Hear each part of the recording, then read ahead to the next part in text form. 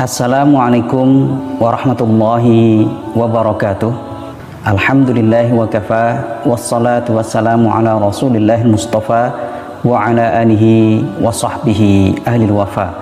Rabbi syrah li sadri wa yassir li amri wahlul 'uqdatam min lisani yafqahu qawli, amma ba'd. Ma'asyiral muslimin, pecinta ilmu yang dimuliakan Allah Subhanahu wa taala. Pada kesempatan ini kita akan berbicara tentang satu tema yang sangat penting, yaitu larangan mencari harta yang melupakan zikrullah. Ma'asyiral muslimin yang dimuliakan Allah Subhanahu wa taala, kita diperintahkan untuk mencari karunia Allah Subhanahu wa taala atau rezeki sebanyak-banyaknya untuk penghidupan dalam melangsungkan kehidupan yang lebih baik. Dalam hal ini kita disuruh untuk ikhtiar atau berusaha agar mendapatkan keberkahan hidup di dunia dan di akhirat kelak. Namun kita juga diingatkan untuk selalu mengingat Allah Subhanahu wa taala dalam kondisi dan keadaan apapun, agar terhindar dari azab Allah Subhanahu wa taala dan bencana di dunia maupun di akhirat.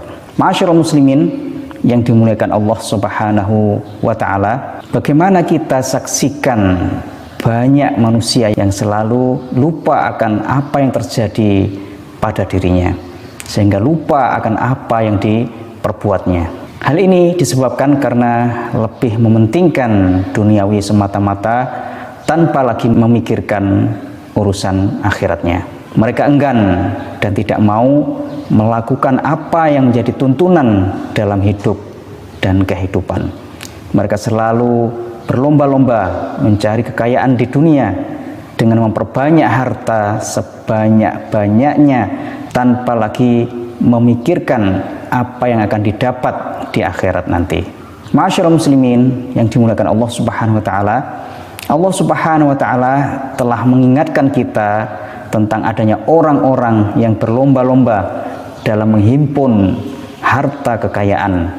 Di dalam surah Al-Kautsar ayat 1 dan 2, Allah Subhanahu wa taala berfirman, A'udzubillahi minasyaitonir rajim. Bismillahirrahmanirrahim. Alhaakumut takatsur hatta zurtumul maqabir, yang artinya bermegah-megahan telah melalaikan kamu sampai kamu masuk ke dalam kubur. Dalam penafsirannya atas ayat-ayat ini, Profesor Dr. Wahbah Az-Zuhaili mengatakan, kalian disibukkan dengan harta, keturunan, dan kawan. Sibuk dengan memperbanyak dan mencari hal itu akan memalingkan kalian dari beribadah kepada Allah Subhanahu wa taala dan beramal untuk akhirat. Sebagai orang yang beriman, peringatan Allah Subhanahu wa taala ini patut kita cermati agar terhindar dari kelalaian itu. Allah Subhanahu wa taala dalam surah Al-Munafiqun ayat 9 mengatakan, A'udzubillahi minasyaitonir rajim. Bismillahirrahmanirrahim. Ya ayyuhalladzina amanu la tulhikum amwalukum wala auladukum an dzikrillah. Wa may yaf'al dzalika fa ulaika humul khasirun. Wahai orang-orang yang beriman, janganlah harta-harta kalian, anak-anak kalian melalaikan kalian dari mengingat Allah. Dan barang siapa melakukan hal itu, maka mereka adalah orang-orang yang merugi. Ma'asyiral muslimin yang dimuliakan Allah Subhanahu wa taala, dalam ayat ini Allah Subhanahu wa taala memperingatkan orang-orang yang beriman tentang akhlak orang-orang munafikin. Artinya, janganlah kalian disibukkan dengan harta-harta kalian sebagaimana orang-orang munafikin. Mereka mengatakan karena kekikiran mereka terhadap harta mereka, janganlah kalian menginfakkan harta kalian kepada Rasulullah SAW. Orang-orang beriman diperingatkan Allah Subhanahu wa taala jangan sampai sibuk dengan harta mereka dari zikrillah, dari mengingat Allah Subhanahu wa taala, dari haji, dari zakat. Bahkan dikatakan dari qiraatil Quran. Ada juga yang mengatakan dari zikir. Ada juga yang mengatakan dari sholat 5 waktu. Sebagaimana yang dikatakan oleh Imam Ad-Dhahhak. Al-Hasan Al-Basri mengatakan zikrillah di sini maksudnya adalah jami'ul faraid, semua kewajiban-kewajiban. Janganlah kalian disibukkan dengan harta kalian dari taat kepada Allah Subhanahu wa ta'ala. Ada yang mengatakan bahwa ayat ini ditujukan untuk orang-orang munafik. Artinya kalian beriman dengan kata-kata kalian, maka berimanlah dengan hati kalian. Barang siapa yang melakukan hal itu, yang sibuk dengan harta dan anak-anak dari mentaati Allah Subhanahu wa taala, maka mereka adalah orang-orang yang merugi. Ma'asyiral muslimin yang dimuliakan Allah Subhanahu wa taala, dalam ayat lain juga Allah Subhanahu wa taala berfirman dalam surah An-Nur ayat 37, A'udzubillahi minasyaitonir rajim, rijalun la tulhihim tijaratun wala bai'un an dzikrillah wa iqamis shalah wa ita'iz zakah yakhafuna yawman tataqallabu fihi alqulubu wal absar. Orang-orang yang tidak dilalaikan dengan perdagangan dan jual beli dari mengingat Allah Subhanahu wa taala dan mendirikan shalah, menunaikan zakat, mereka takut pada suatu hari ketika hati pandangan-pandangan berbolak-balik. Ma'asyiral muslimin yang dimuliakan Allah Subhanahu wa taala, dalam tafsir dikatakan la tulhihim, artinya adalah la tushghilhum, janganlah menyibukkan mereka. Allah Subhanahu wa taala mengkhususkan perdagangan dalam ayat ini karena perdagangan merupakan sesuatu yang paling menyibukkan manusia dari sholat. Ma'asyiral muslimin yang dimuliakan Allah Subhanahu wa ta'ala, dalam ayat tersebut disebutkan wa ita'iz zakah. Yang dimaksud di sini adalah zakat yang fardu, sebagaimana dikatakan oleh Imam Al-Hasan. Ibnu Abbas juga mengatakan yang dimaksud zakat di sini adalah ta'atullah dan ikhlas, karena tidak setiap mukmin memiliki harta. Kemudian yakhafuna yauman, maksudnya adalah pada hari kiamat. Mereka takut tentang hari kiamat. Tataqallabu fihi alqulubu wal absar, maksudnya adalah ketika hati dan pandangan berbolak-balik karena takut akan kengerian yang terjadi pada hari kiamat, kebinasaan yang terjadi pada hari kiamat. Ma'asyiral muslimin yang dimuliakan Allah Subhanahu wa ta'ala, dalam ayat lain disebutkan dalam surah Al-Jumu'ah ayat 9, A'udzubillahi minasyaitonir rajim, bismillahirrahmanirrahim, ya ayyuhalladzina amanu idza nudiya lis-salati min yaumil jumu'ati fas'au ila dzikrillahi wa dzarul bai', dzalikum khairul lakum in kuntum ta'lamun. Wahai orang-orang yang beriman, jika ada panggilan untuk sholat pada hari Jumat, maka bersegeralah menuju mengingat Allah Subhanahu wa ta'ala atau sholat, dan tinggalkanlah jual beli. Hal itu lebih baik bagi kalian jika kalian mengetahui. Ma'asyiral muslimin yang dimuliakan Allah Subhanahu wa ta'ala, di sini ada larangan bagi kita, bagi orang yang wajib melakukan sholat Jumat, untuk melakukan transaksi setelah azan Jum'ah yang kedua, dan kita diwajibkan bersegera menuju masjid untuk melakukan sholat Jum'ah. Ma'asyiral muslimin yang dimuliakan Allah Subhanahu wa ta'ala, dalam ayat-ayat tadi ada dua macam kelalaian. Orang-orang yang sibuk berlomba dan mengejar rezeki berupa harta. Ma'asyiral muslimin yang dimuliakan Allah Subhanahu wa taala, orang-orang yang sibuk berlomba dan mengejar rizki berupa harta bisa sampai pada kondisi lalai akan Allah Subhanahu wa taala. Jika kita melalaikan Allah Subhanahu wa taala, konsekuensinya adalah Allah Subhanahu wa taala akan membuat kita tidak melakukan perbuatan ketaatan dan perbuatan baik. Allah Subhanahu wa taala berfirman di dalam surah Al-Hasyr ayat 19 yang artinya, dan janganlah kamu seperti orang-orang yang lupa kepada Allah sehingga Allah menjadikan mereka lupa akan diri sendiri. Mereka itulah orang-orang yang fasik. Masyaallah muslimin yang dimuliakan Allah Subhanahu wa taala, kelalaian ini setidaknya nampak dalam dua bentuk. Yang pertama adalah lalai dari zikir kepada Allah Subhanahu wa taala. Yang kedua, lalai dari aturan Allah Subhanahu wa taala.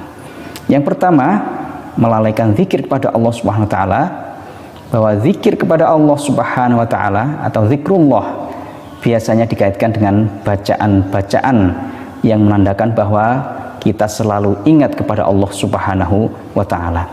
Bacaan-bacaan itu ada yang ringan dan mudah diucapkan, semisal bacaan tahmid, tasbih, tahlil, dan takbir. Ada juga yang lebih kompleks seperti membaca Al-Quran dan mendirikan sholat. Melalaikan zikrullah ini nampak pada orang-orang yang sibuk mengejar harta dunia. Ada di antara mereka yang terlalu sibuk dengan perniagaan atau usaha hingga lalai untuk berzikir. Di antara mereka bahkan ada yang sampai meninggalkan zikir dalam bentuk membaca Al-Quran dan mendirikan sholat. Perumpamaan ini menunjukkan betapa berbahayanya melalaikan zikir kepada Allah Subhanahu wa taala dalam bentuk bacaan-bacaan yang ringan dan mudah. Kelalaian dari zikir ini membuat seorang manusia yang hidup jatuh nilainya hingga tak lebih dari sesosok mayat berjalan. Kelalaian dari zikir dalam bentuk sholat, khususnya sholat wajib 5 waktu, juga memiliki konsekuensi yang tidak kalah menakutkan. Nabi Muhammad SAW bersabda, perjanjian yang ada antara kami dengan mereka adalah sholat, maka barang siapa meninggalkannya, dia telah kafir. Hadis riwayat At-Tirmidzi. Namun yang dimaksud hadis di sini tentang kekafiran orang yang meninggalkan sholat, para ulama menjelaskan bahwa ada perincian hukum tentang orang meninggalkan sholat sebagaimana yang dijelaskan oleh para ulama dalam kitab-kitab fikih. Yang meninggalkan sholat karena malas maka tidak masuk ke dalam kekufuran, tapi termasuk orang yang asi, orang yang berdosa kepada Allah Subhanahu wa ta'ala. Namun kalau orang meninggalkan sholat karena mengingkari wajibnya sholat, ini yang menjadikan seseorang masuk ke dalam kekufuran. Masyaallah muslimin yang dimuliakan Allah Subhanahu wa ta'ala, konsekuensi dari kekafiran adalah azab Allah Subhanahu wa ta'ala di dunia dan di akhirat. Hal ini disebutkan dalam surah Ali Imran ayat 56 yang artinya, adapun orang-orang yang kafir maka akan kusiksa mereka dengan siksa yang sangat keras di dunia dan di akhirat, dan mereka tidak memperoleh penolong. Masyaallah muslimin yang dimuliakan Allah Subhanahu wa ta'ala, kemudian bentuk kelalaian yang kedua adalah melalaikan aturan Allah Subhanahu wa ta'ala. Bentuk kelalaian yang kedua ini melalaikan aturan Allah Subhanahu wa ta'ala. Khusus dalam harta kekayaan ada 2 macam kelalaian, yaitu melalaikan aturan Allah Subhanahu wa ta'ala dalam cara mencari harta, dan melalaikan aturan Allah Subhanahu wa ta'ala dalam cara membelanjakannya. Allah Subhanahu wa ta'ala telah memberikan aturan yang tegas dan jelas tentang cara-cara yang diridhoinya dalam mencari rezeki berupa harta. Namun ada saja orang yang sengaja melanggar aturan-aturan Allah Subhanahu wa ta'ala tersebut.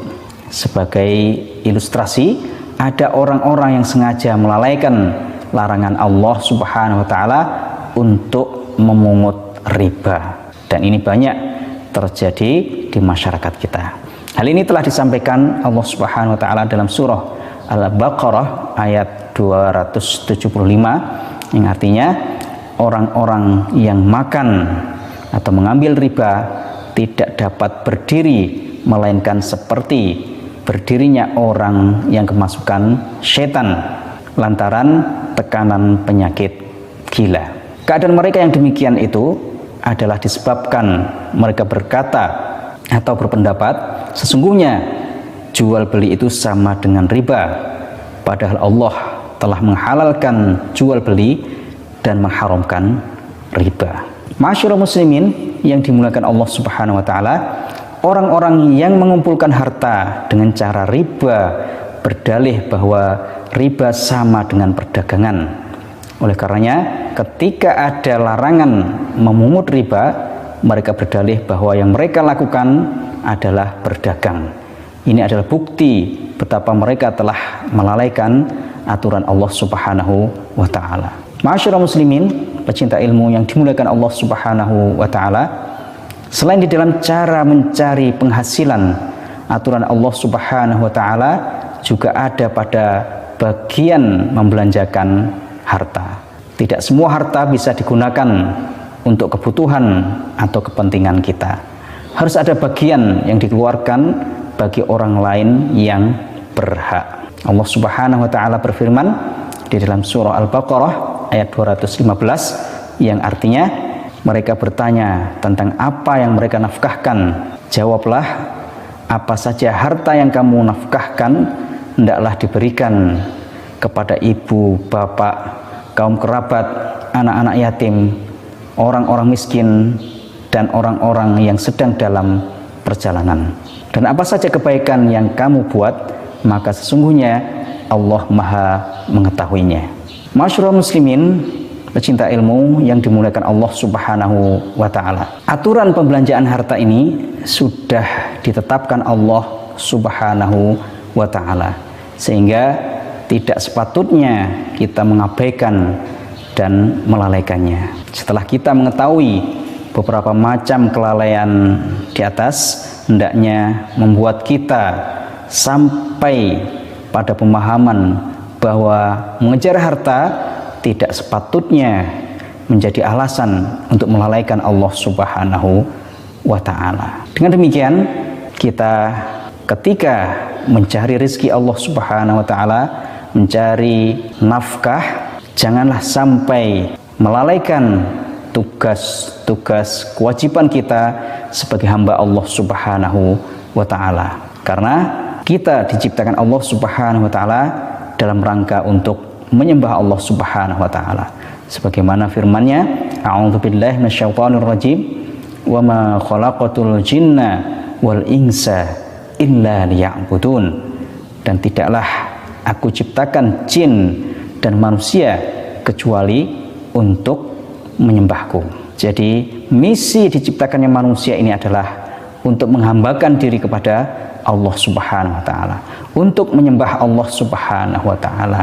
Tentunya menyembah Allah dengan maknanya yang luas, yaitu kita menjalankan apa yang diperintahkan Allah Subhanahu wa taala dan menjauhi larangan-larangannya, baik yang ada dalam kitabullah, dalam Al-Quranul Karim, maupun yang ada dalam sunnah-sunnah Nabi Shallallahu Alaihi Wasallam.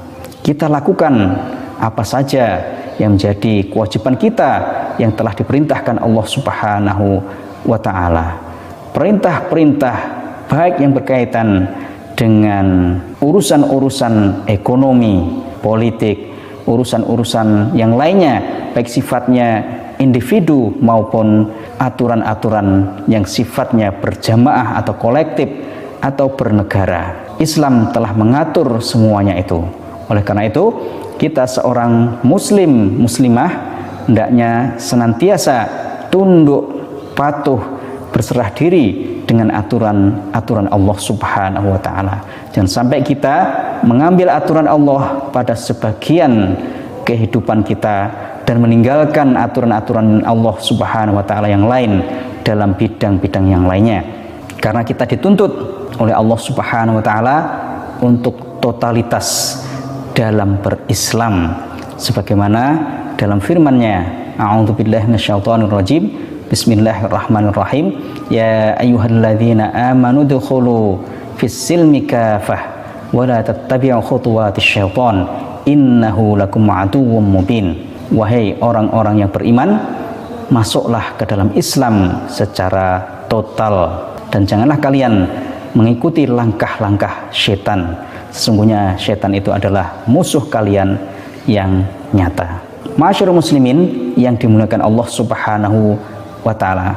Oleh karena itu, ketika kita melakukan aktivitas muamalah, memang kita tidak dilarang, bahkan kita diwajibkan untuk berusaha mencari rezeki. Tapi kita harus paham bahwa rezeki itu di tangan Allah Subhanahu wa taala, bahwa harta ini pemiliknya yang hakiki adalah Allah Subhanahu wa taala.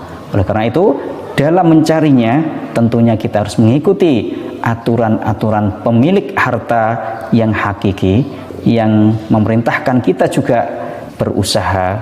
Ma'asyiral muslimin yang dimuliakan Allah Subhanahu wa taala. Bahkan dalam hadis ketika Nabi Shallallahu Alaihi Wasallam menceritakan tentang setiap hamba nanti pada hari kiamat, la tazalu qadama 'abdin yaumal qiyamati hatta yus'ala an arba', bahwa pada hari kiamat nanti seorang hamba tidak akan beranjak dari tempatnya sampai ditanya tentang 4 hal. Masing-masing ditanya tentang satu hal, tapi berkaitan dengan harta, seorang hamba tersebut ditanya tentang 2 hal. Dari mana harta itu didapatkan, kemudian untuk apa digunakan harta tersebut. Jadi semua akan dipertanggungjawabkan di hadapan Allah Subhanahu wa taala. Jadi dari mana kita memperoleh harta, dengan cara apa kita memperolehnya, akan dipertanggungjawabkan di hadapan Allah Subhanahu wa taala. Tentunya semuanya sudah ada aturan-aturan yang harus kita ikuti. Aturan-aturan dari Allah Subhanahu wa taala yang harus kita pegang. Demikian juga dalam membelanjakannya akan dipertanggungjawabkan di hadapan Allah Subhanahu wa taala. Apakah sudah kita gunakan untuk hal-hal yang diridhai oleh Allah Subhanahu wa taala atau tidak? Hendaknya kita senantiasa komitmen dengan aturan-aturan Allah Subhanahu wa taala, baik dalam mencari harta maupun dalam membelanjakannya, sehingga kita betul-betul bisa mewujudkan apa yang menjadi tujuan syariah ini, yaitu tahqiq masalihil ibad, mewujudkan kemaslahatan manusia. Karena memang syariat Islam ini, hukum-hukum Allah ini diturunkan dalam rangka untuk mewujudkan kemaslahatan manusia. Oleh karena itu, kalau kita ingin merealisasikan, mewujudkan kemaslahatan kita di dunia maupun di akhirat, maka hendaknya kita melaksanakan aturan-aturan Allah Subhanahu wa taala. Dalam mencari rezeki, jangan melalaikan tugas-tugas dan kewajiban-kewajiban kita sebagai seorang hamba. Mencari harta dengan cara yang dibenarkan Allah Subhanahu wa taala. Ketika sudah mendapatkannya, ada hak-hak bagi orang-orang tertentu, di antaranya fakir, miskin, anak-anak yatim dan yang lainnya di dalam harta kita. Terutama yang wajib, yaitu kita keluarkan zakatnya. Kemudian kita masih punya peluang lagi untuk mendapatkan pahala, yaitu dengan berinfak, sedekah, hibah, wakaf dan yang lainnya yang sifatnya sunnah, agar kita bisa menutupi barangkali dari kewajiban-kewajiban kita itu ada yang masih lubang-lubang, sehingga perlu kita tutupi dengan memperbanyak amal-amal sunnah kita, amal sosial, amal kebajikan. Di samping kita mendapatkan pahala, kita akan membantu saudara-saudara kita yang kesulitan, membantu saudara-saudara kita yang membutuhkan uluran tangan kita. memudahkan urusan-urusan mereka. Kita yakin barang siapa yang memberikan kemudahan bagi orang lain, maka Allah akan memberikan kemudahan urusannya di dunia dan akhirat. Wallahu fi aunil 'abdi ma damal 'abdu fi auni akhih. Allah Subhanahu wa taala akan menolong seorang hamba selagi seorang hamba tersebut menolong saudaranya. Ma'asyiral muslimin yang dimuliakan Allah Subhanahu wa taala, demikian pembahasan kita pada kesempatan ini, mudah-mudahan bermanfaat. Wabillahi taufiq.